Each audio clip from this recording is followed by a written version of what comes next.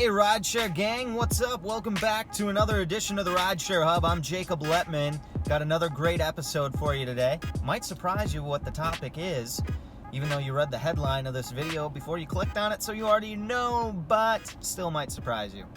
Anyway, hey, before we get started, make sure you subscribe to our channel, and here's why. Because every time that we come out with a new video, you're going to get a notification on your phone, ping, you're going to be able to hit that, see our new video, new information. Why is that important? Well, big deal that's just happening right now in California, right? They're looking at changing rideshare drivers from independent contractors to employees. That's a huge change. And so Dylan brought out a great video, all the inside information that you need to know about that. So anyway, there's big information coming out all the time, and when we hear about it, we come out with a new video, and you can get that right away if you subscribe to our channel. All right. Hey, if you haven't started driving for rideshare, jump down into the description below. You'll find some links. You can click on those, follow them through. You'll get sign-on bonuses to start driving. Even though after today's video, you might not want to drive, but that's up to you to decide. All right, so what are we talking about today? I'm talking about 5 reasons why you should not, that's right, not drive rideshare. I felt it was important to come out with this video because, well, we've had a few people mention it in the comment section below in other videos, and contrary to some people's popular belief, we're not actually a channel that's promoting rideshare driving. What? That's right.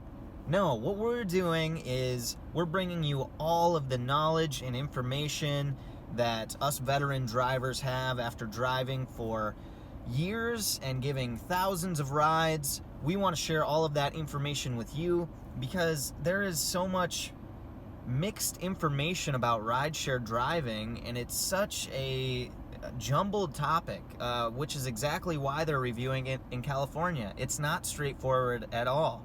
There's a lot of things to take into account as far as, time spent driving, how much money is actually made, how much money it actually costs drivers to use their vehicles, and gas, and bonuses. So there's tons of stuff to take into consideration.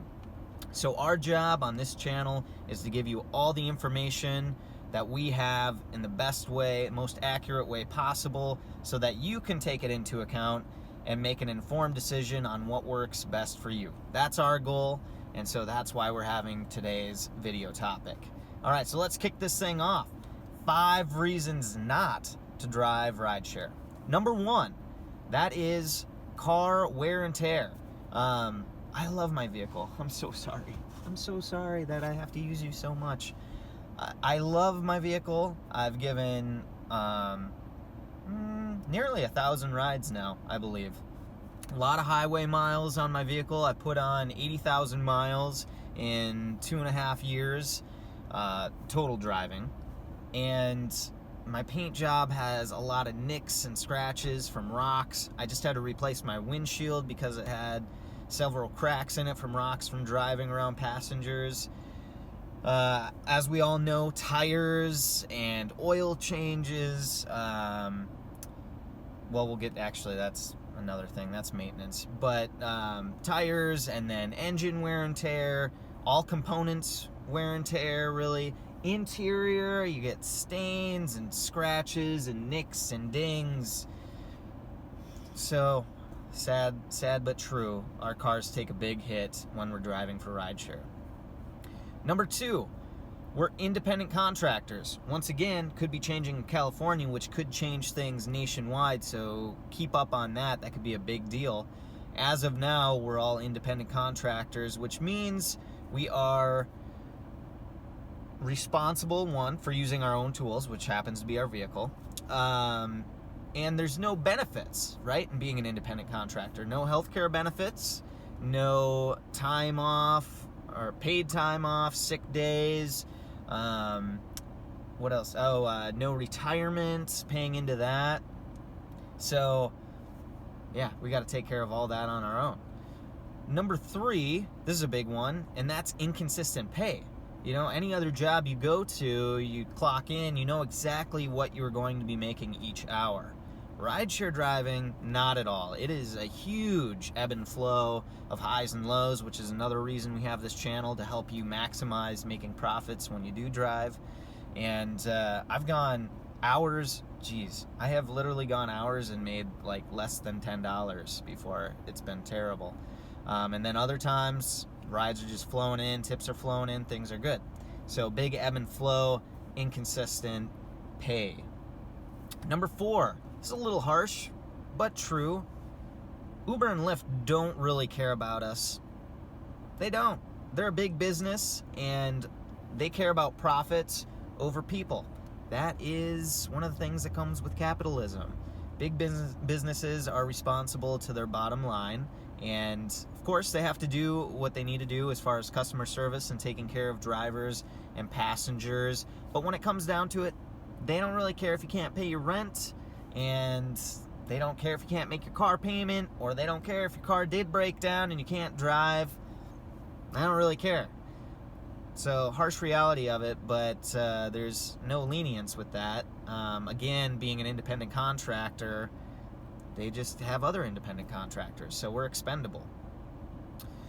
And number 5, and that is expenses, and there are quite a few. Now, even though these are tax write-offs, you still have to have this money in the bank in order to be able to even rideshare drive, and those things are being able to pay for gas, your rideshare insurance, a car payment if you do have one.